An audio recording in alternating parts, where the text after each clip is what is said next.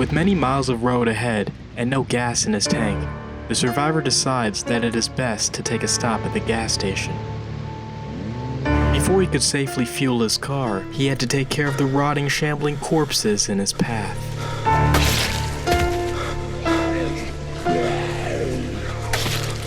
Wondering how this mysterious infection could have infected everybody in his town, he pushes his thought to the back of his mind and focuses on the task at hand.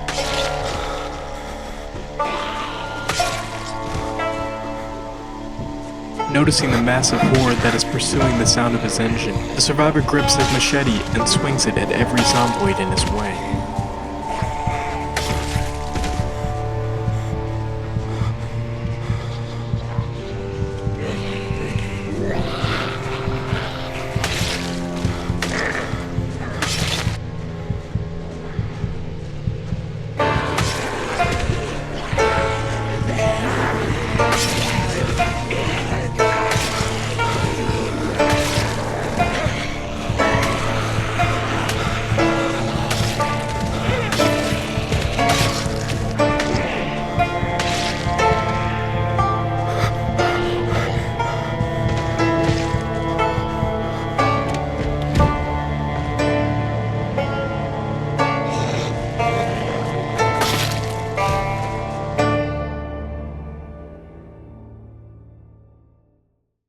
With the station now secure, the survivor wasted no time refueling his tank, and the thoughts of his lost brother finally began to set in.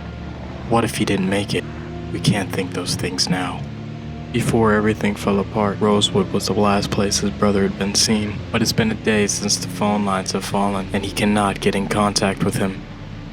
The last time he heard from him was 2 days ago, and there is no guarantee that he's still alive, but giving up without looking was never an option. As long as there's even the slightest chance that the survivor meet up with his brother, he will keep pushing forward.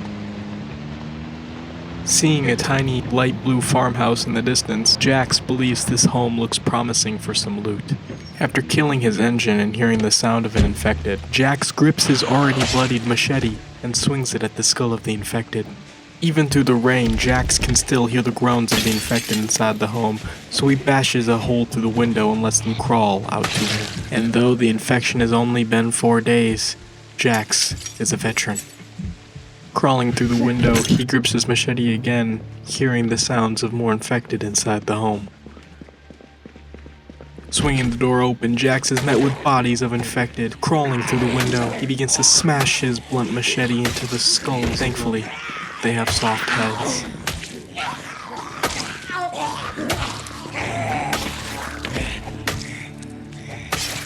After making sure the dead stayed dead, Jax began collecting whatever little the house still had to offer.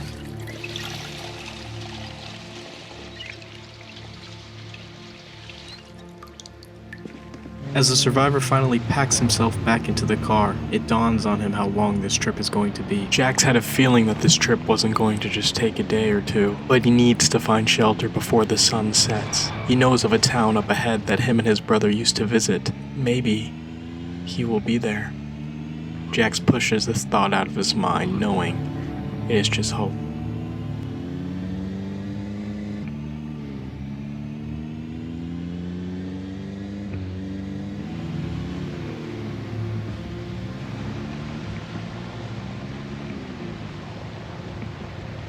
Finally finding a suitable home, Survivor pulls his car into the garage. Pulling in, he had spotted a few shamblers outside of the gate. He knows it is better to get rid of them now than later.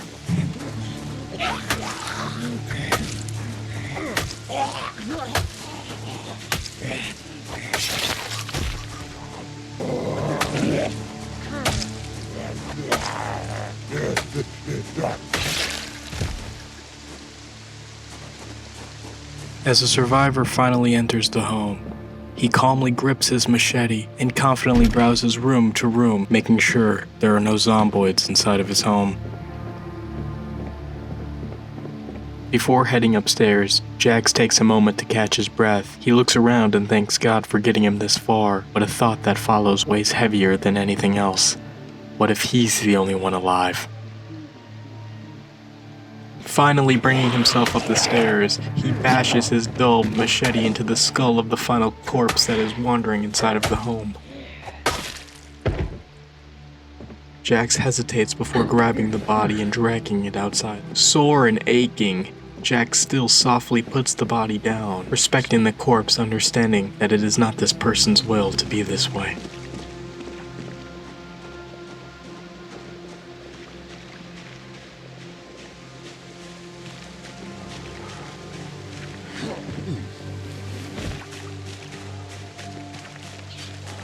Inside a wardrobe, Jack finds something he hasn't seen in a while, a revolver. For the first time in days, a genuine smile crosses his face as he realizes he just found something that will keep him alive. Once the excitement of finding the weapon fades, Jax turns his attentions to the little things that keep people alive. He washes the blood from his hands, refills every bottle he can, tears spare cloth into bandages, and finally settles for some much-needed sleep.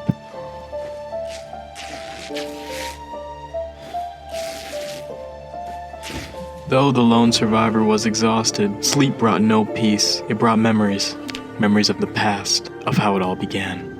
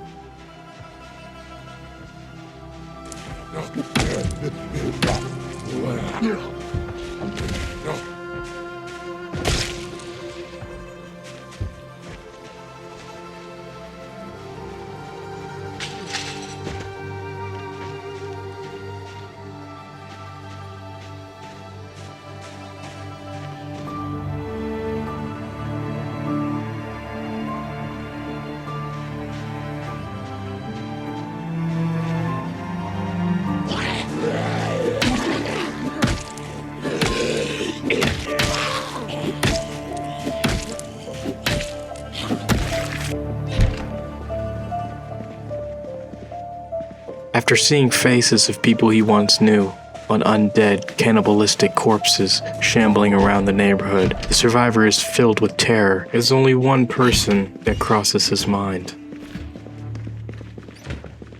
My brother. Where is my brother? As the morning arrives, the same question that's been haunting him since the outbreak began crosses his mind. Where is my brother? Is he still alive? The dream that he had did not bring him doubt. If anything, it brought him hope. It was a confirmation he needed to go find him. After finishing his morning routine, Jax packs his gear back into his pack and gets ready to hit the road. Every mile brings him closer to Rosewood, and hopefully closer to his brother.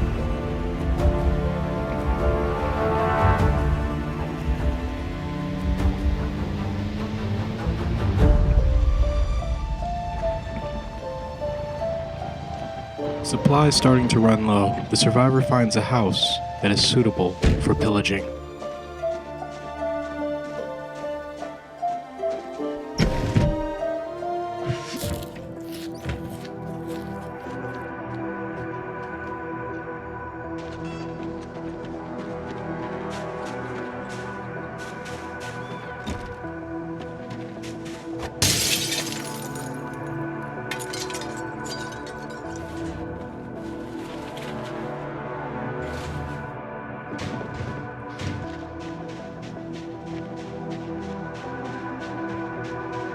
With his belly and pockets now full, the survivor eyes a trailer and decides that he needs it for hauling cargo.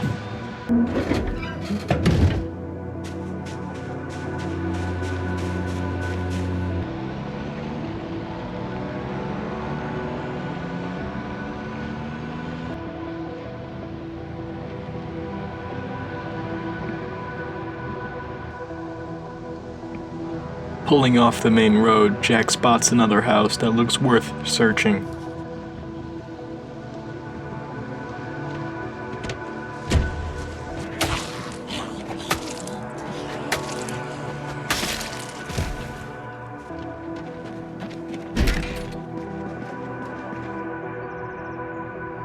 The home echoing with the sounds of squealing pigs and groaning zomboids, the now confused survivor stumbles around the home, looking for any intruders.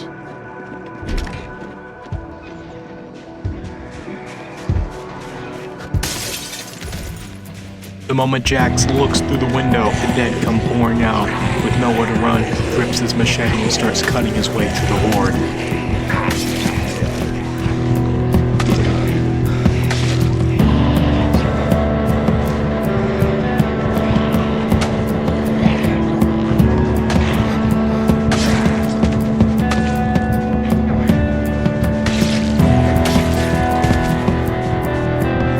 The sounds of squealing lead Jax to the pig pen, but the sight waiting for him stops him in his tracks.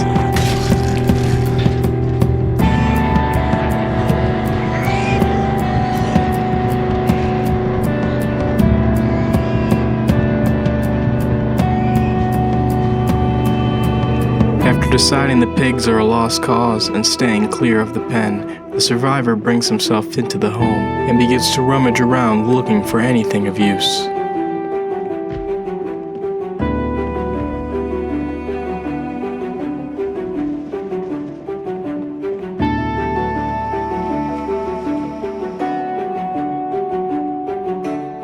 The road to Rosewood feels even longer with every passing mile.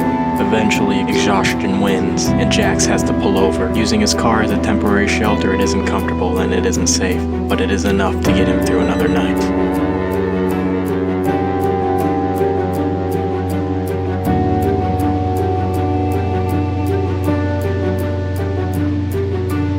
For a day, Jax has been driving, and throughout the entire time, there's only one thing that has crossed his mind. Where is his brother, and how much longer until he finds him?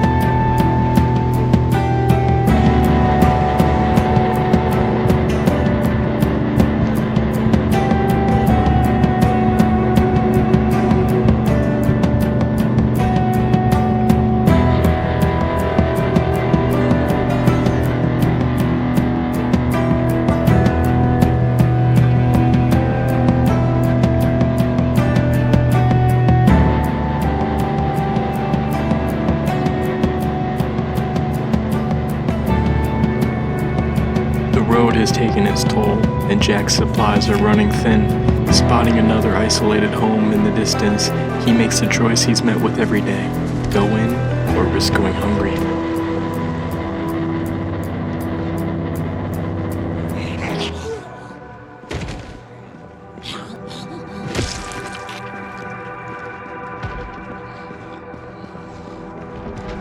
Finding nothing but more dead bodies inside of the home, Jax decides it's best to keep looking for another lootable house.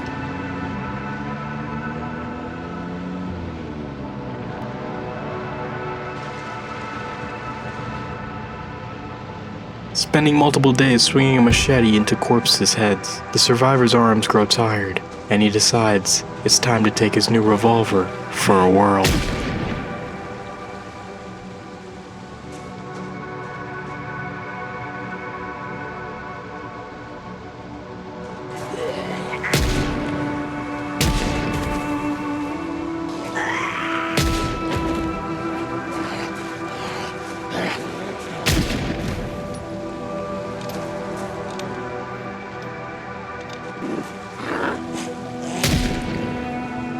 The years of training come rushing back to Jax as he proves his aim is just as sharp as the day he left basic.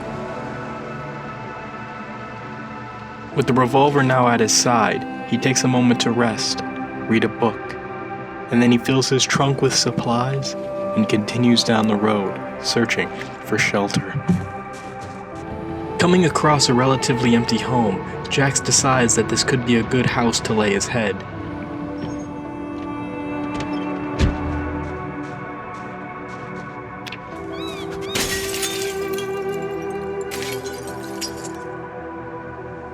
After bashing the window and climbing through, Jax grips his machete, hearing a groaning sound coming from the kitchen.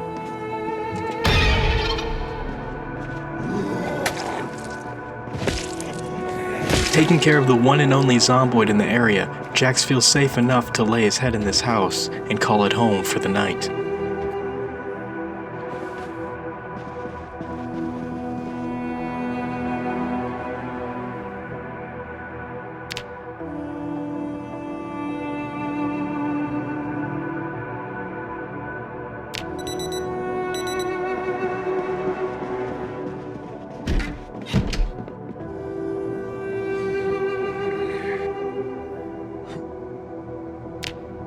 After getting a good night's rest and a morning workout, the survivor can't shake a pit, telling him something is going to go wrong.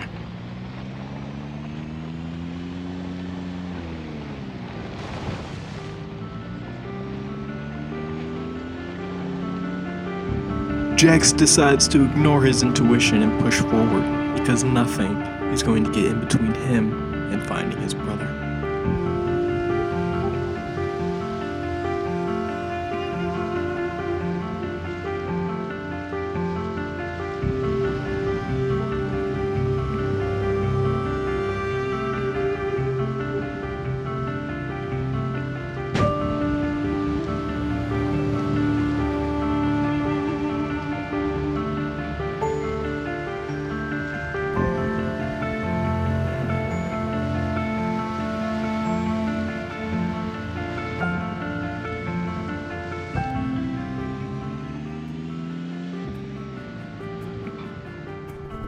Suddenly, the sounds of a helicopter begin to cut through the air. A sound that once brought hope and rescue now brings hordes of undead on top of him.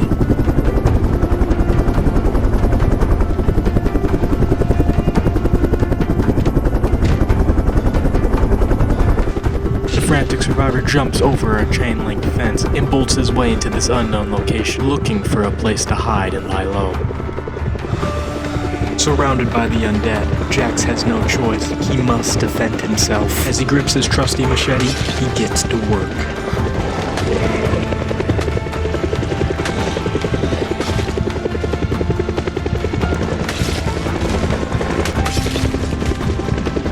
Finding a break in the action and noticing the horde is more satisfied by the sound, Jax tries to find a way to break into this trailer. As the survivor makes his way into this trailer, he readies his trusty machete, hearing the Zomboids banging on the other side.